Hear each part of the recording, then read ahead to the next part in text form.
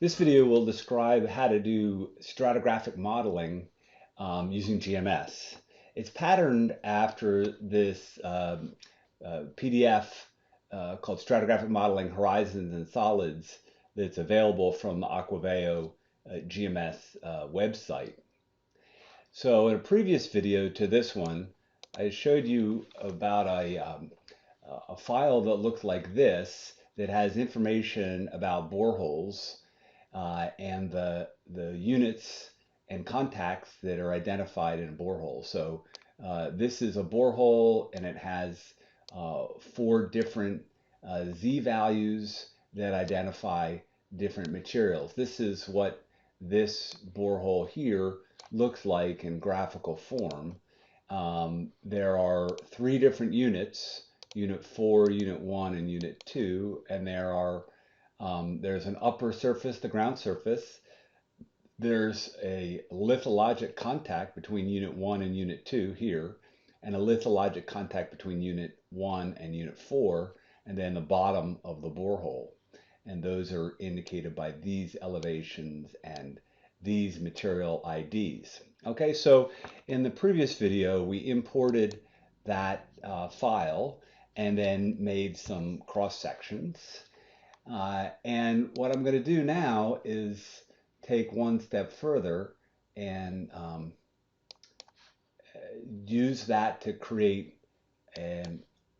stratigraphic units, 3-dimensional stratigraphic units. So I'm going to start off by importing that file, and I click here, say that it has a heading row, and then when I import it, I need to make sure to identify that it's borehole data.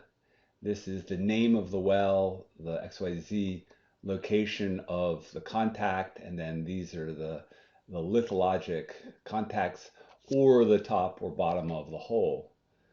And I say finish, and they're right here. It's hard to see them, so to improve their visibility, I'm going to go to Display Options, Borehole Data, and I'm going to make the width a bit wider. I'm going to turn on the borehole names, and I'm also going to make the borehole names a little bit bigger. So maybe make them 12 point. And I'm going to turn on the horizon IDs. Okay, so we take a look at this. Here are the boreholes, and we can see the different units right here.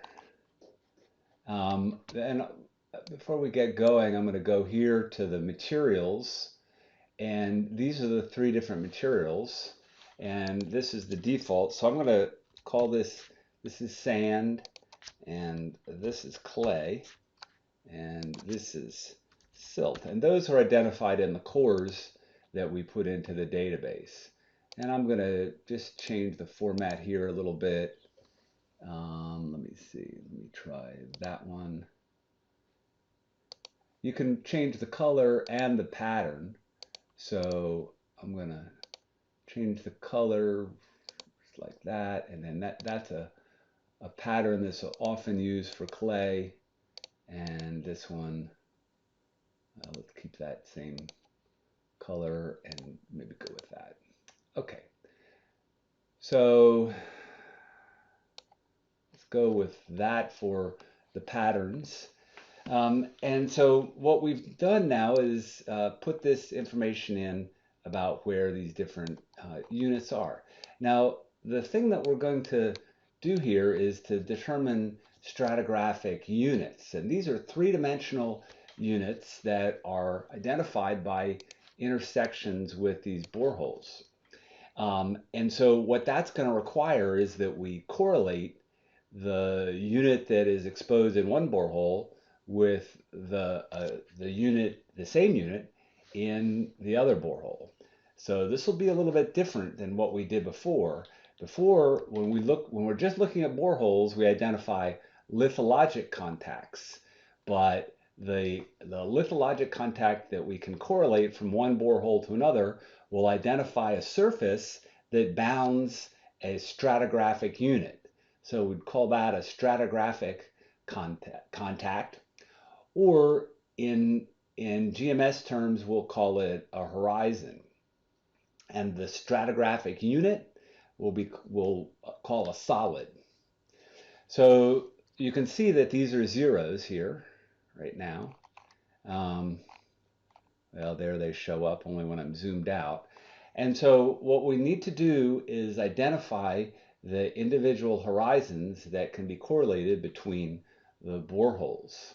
And there are a couple of ways of doing this. One way is to just let GMS figure it out.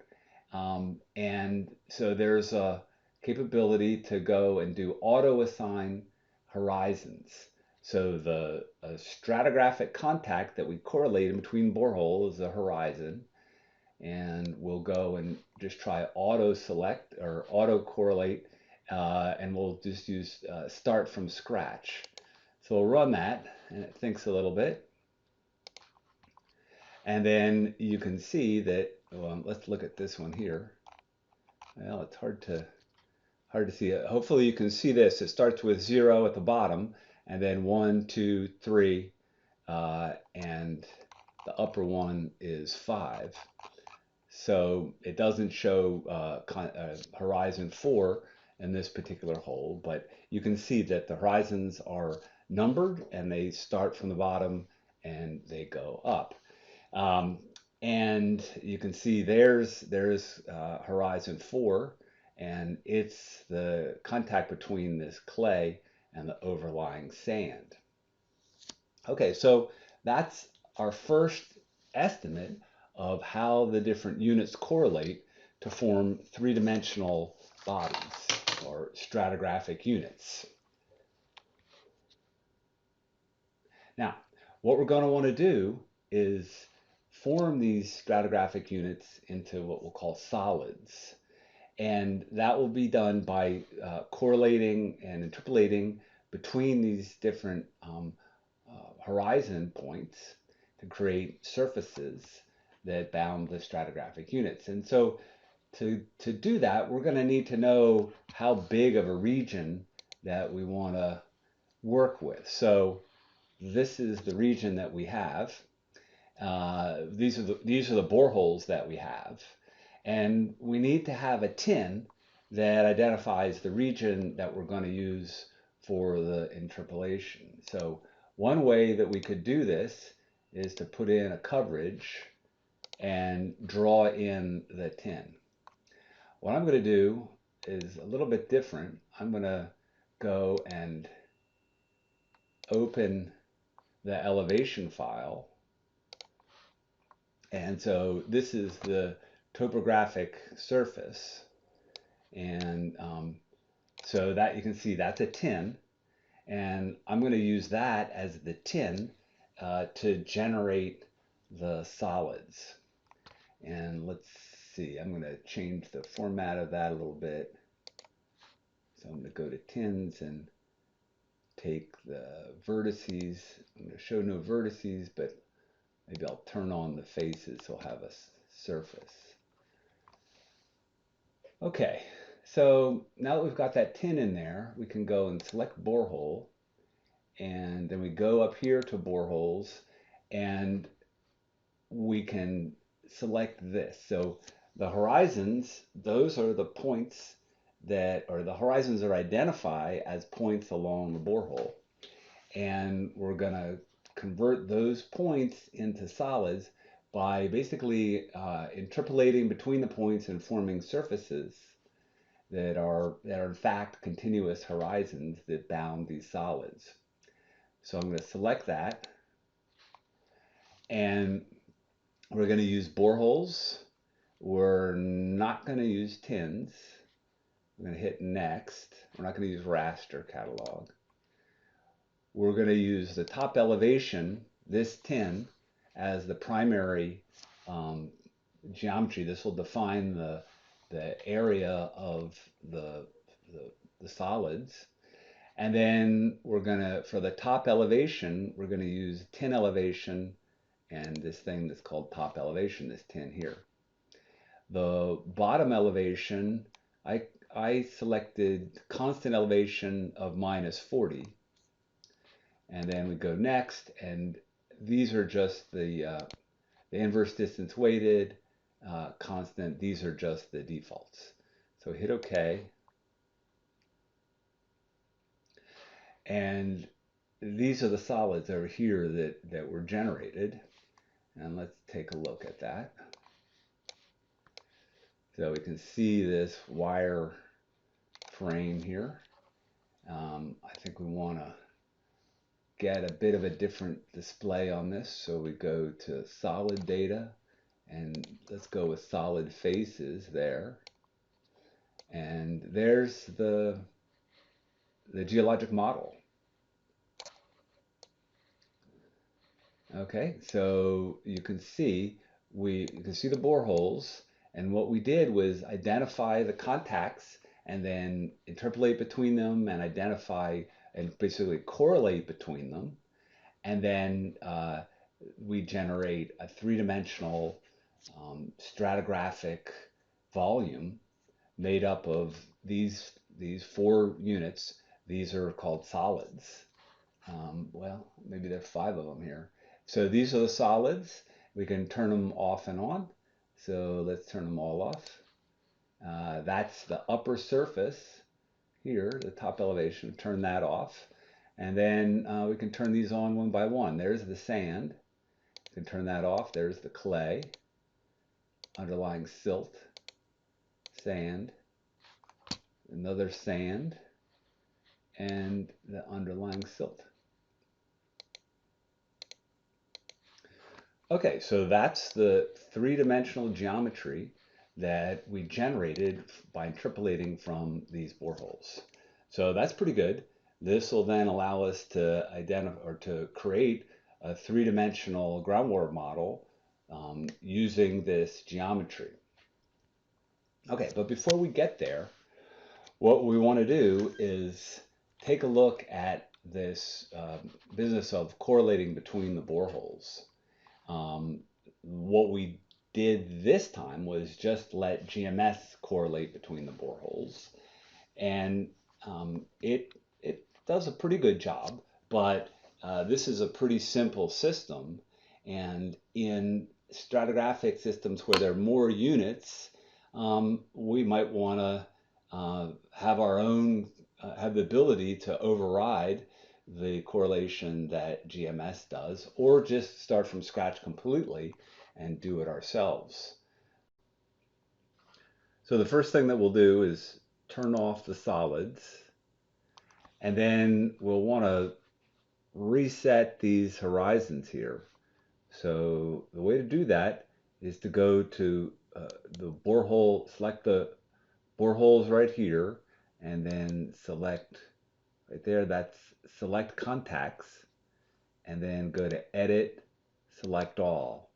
So now we've selected all the contacts, like you can see here, and then go up here to properties, select properties, and we'll reset the horizon ID to 0.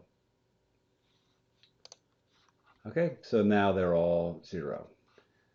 So we're going to go and make the correlations ourselves, and we'll do that like so. We're going to select contacts there, and then we're going to pick the contact by selecting it there. Hit Shift and select there and select that one, and then we'll go to Properties and select Contact 1, and then we'll go one contact up from that.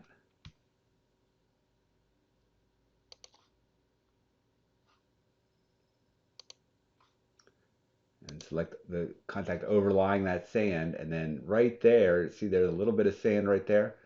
We'll select that contact, and let's call that contact 2. So go to Properties, and then contact 3 is the top of this silt here, between, well, it's the top of the silt, so it's going to be that's going to be contact 3 right there, there,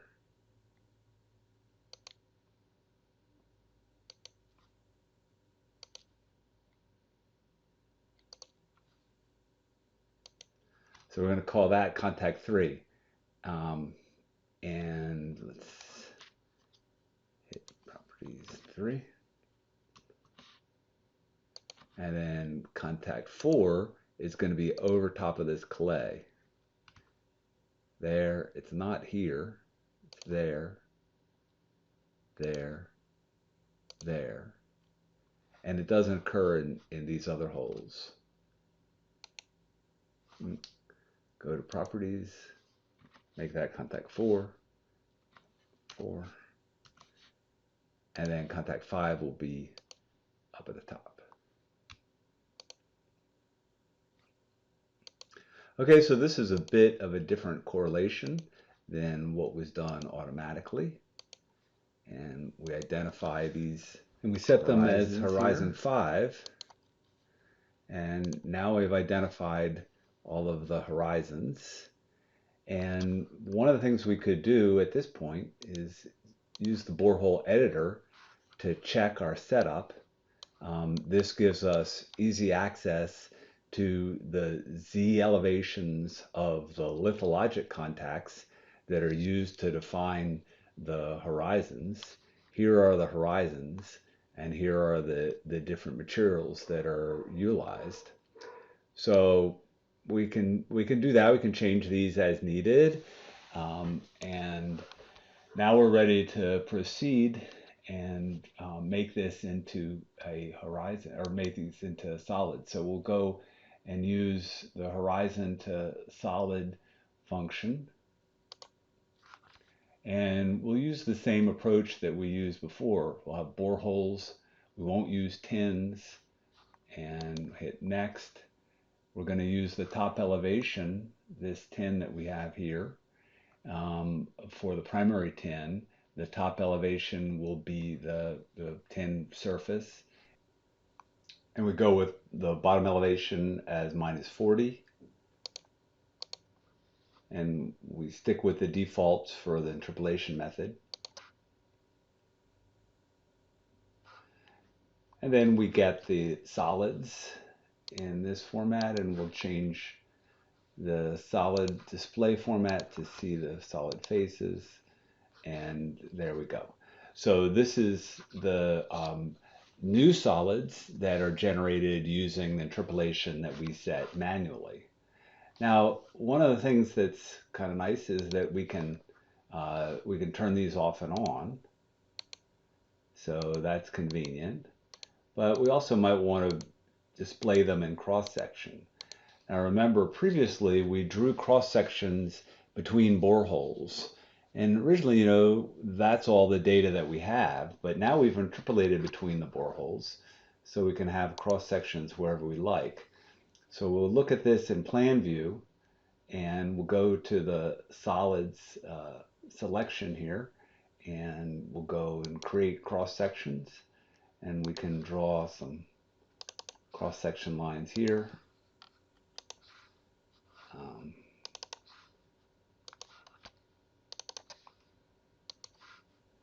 Give kind of a 3D perspective, and now we can take a look at the cross sections, rotate over like this, and we can turn off the solids, and we see the cross sections that we've just drawn in along with the boreholes, and we can turn on the solids too if we like.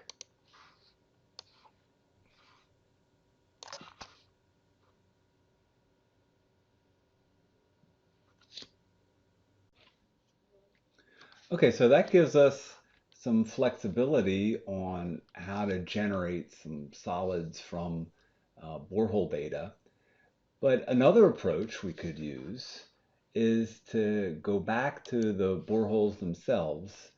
And we saw in the previous video that we can correlate between the boreholes. And that might be one way that we would use to correlate units, identify different stratigraphic units.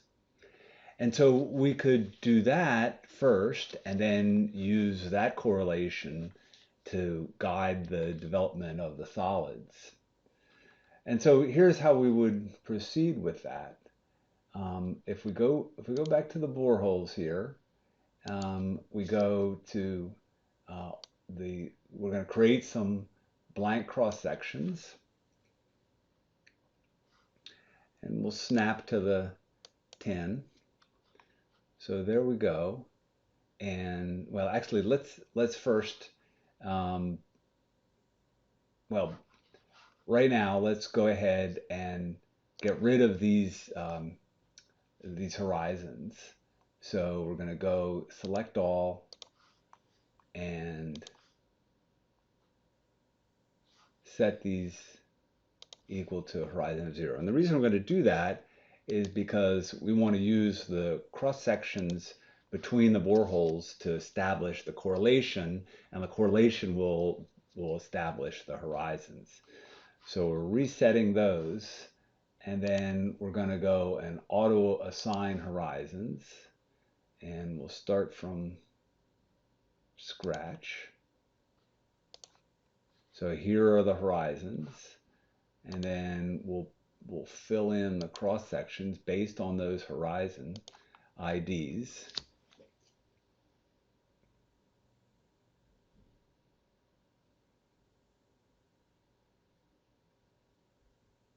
All right, so here are the cross sections, and you can see now this is showing the correlation between the boreholes. Okay, so the beauty though is that we can go in and edit this. So we could go in and edit this cross section between 5G and 7G, and here it is. And we could say, well, you know, that's one possibility, but I think that a better one is going to look like this.